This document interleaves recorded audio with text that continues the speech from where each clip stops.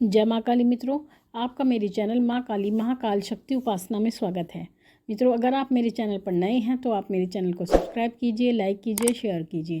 साथ ही notification bell को भी प्रेस कीजिए, जिससे मेरी आने वाली वीडियोस का नोटिफिकेशन आपको तुरंत मिल जाए। मित्रों, आज का जो विषय है वो विषय ये है कि जब आप पूजा करते हैं और पूजा करने के बाद कुछ ऐसी चीज़ें होती हैं जो आपको तुरंत नहीं करनी चाहिए। अगर आप वो चीज़ें करते हैं तो आपकी जो पूजा का फल होता है वो क्षय हो जाता है, यानी ख़त्म हो जाता है, कम हो जाता है। तो इसलिए कुछ बातों का आपको ध्यान रखना चाहिए कि पूजा करने के तुरंत बाद हमें ये गलतियाँ नहीं करनी चाहिए।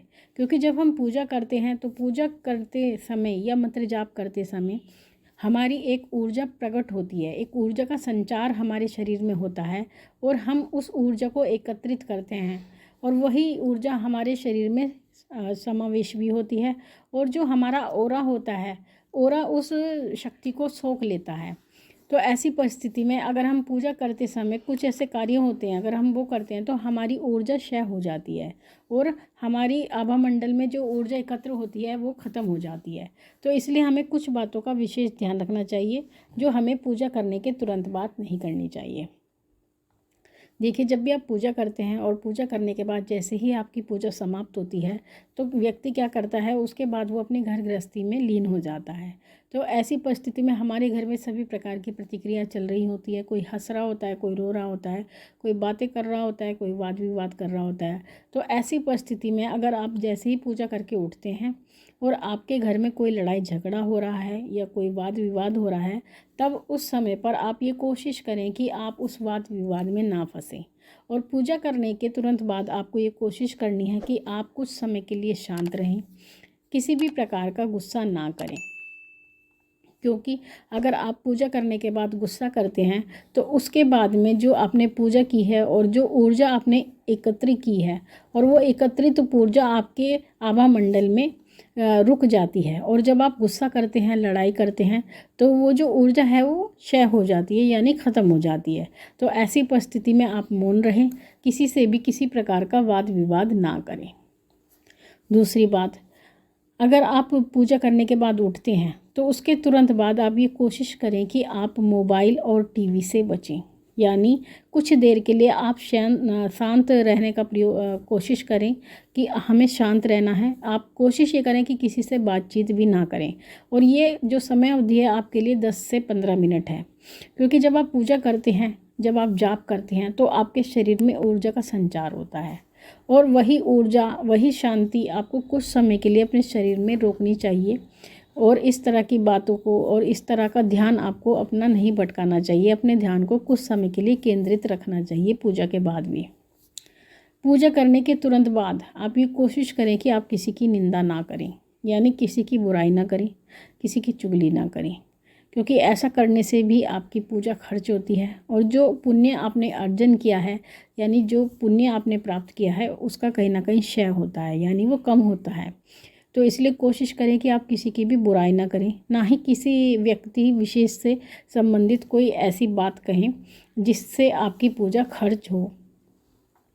साथ ही जब आप पूजा करते हैं तो पूजा करते समय कई बार ऐसा भी होता है कि कुछ व्यक्ति, जब आप संसार में इधर उधर घूमते हैं, किसी से मिलते हैं, तो सभी अपने अनुभव बताते हैं कि हम पूजा करते हैं तो हमें इस प्रकार के अनुभव होते हैं, जब हम पूजा करते हैं तो हमें ऐसा लगता है, वैसा लगता है। तो ऐसे ही परिस्थिति में आप क्या सोचते हैं कि जब हम पूजा करते हैं तो हमें किसी भी प्रकार का अनुभव नहीं होता। तो इसका अर्थ यह है कि जो हम पूजा करते हैं वो हमारे देवता स्वीकार ही नहीं करते हैं। तो ऐसी आप हीन भावना सोचकर परेशान हो जाते हैं।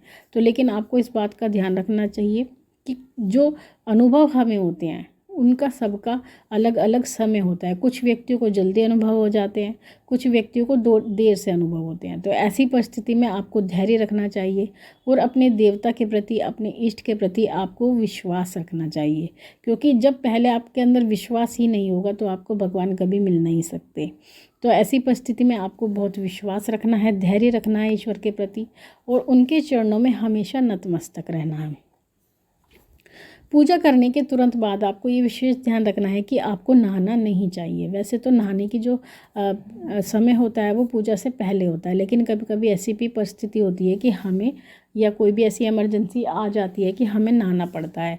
तो कोशिश ये करें कि आप नहाने से बचें और अगर ज़्यादा इमरजेंसी है तो आप कोशिश ये करें कि आप केवल अपने हाथ या पाँव धो लें, लेकिन अपना चेहरा ना धोएं।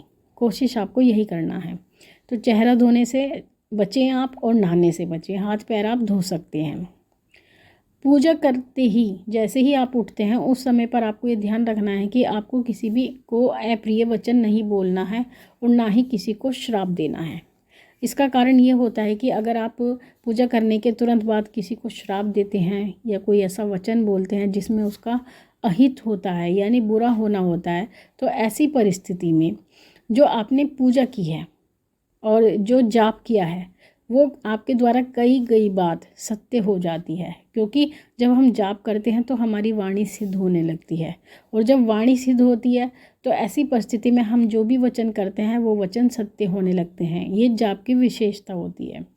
तभी कहते हैं मंत्र सिद्ध हो गया, क्योंकि जब आप मंत्र जाप करते रहते हो तो वो एक परिस्थिति में आकर सिद्ध होने लगता है, और जब सिद्ध हो जाता है तो वो अपना कार्य करता है। तो इसी प्रकार से, क्योंकि जाप जो किया जाता है वो वाणी के माध्यम से किया जाता है, और इसी प्रकार से आपकी वाणी भी सिद्ध होने लगती है। तो इसलिए आपको ध्यान ये रखना है कि किसी के प्रति कोई भी अप्रिय वचन ना बोले और ना ही किसी को किसी प्रकार का आप श्राप दें, क्योंकि श्राप देने से भी आपका पुण्य कम होता है। आपकी पूजा की जो ऊर्जा है वो घटती है। जैसे कि आपने 100 रुपये अर्जन किए और 100 रुपये कमाने के बाद में अगर आप किसी को 20 रुपये दे देते हैं या 30 रुपये दे देते हैं तो आपके 30 रुपये घट जाते हैं, तो आपके पास केवल 70 रुपये बचते हैं। तो यही पूजा का भी काम होता है। इसी अगर आप अपनी पूजा को खर्च करते हैं किसी को बुरे वचन बोलने में तो आपकी पूजा घटती है, आपको प्राप्त कुछ नहीं होता है। जो आपने बोला वो आपके पास से चला गया। तो ऐसी परिस्थिति में ये बात आपको विशेष रूप से ध्यान रखनी है। तो मित्रों, ये थी जानकारी आपके लिए। आशा करती हूँ आपको ये जानकारी अच्छी लगेगी। माँ भगवती से यही प्रार्थना करती हूँ कि वो आपके भंडारे भरती रहे, आपकी सभी मनोकामनाओं को पूर्ण करती रहे। आपसे फिर मिलूँगी अपनी अगली वीडियो में। तब तक के लिए जय महाकाली, जय महाकाल।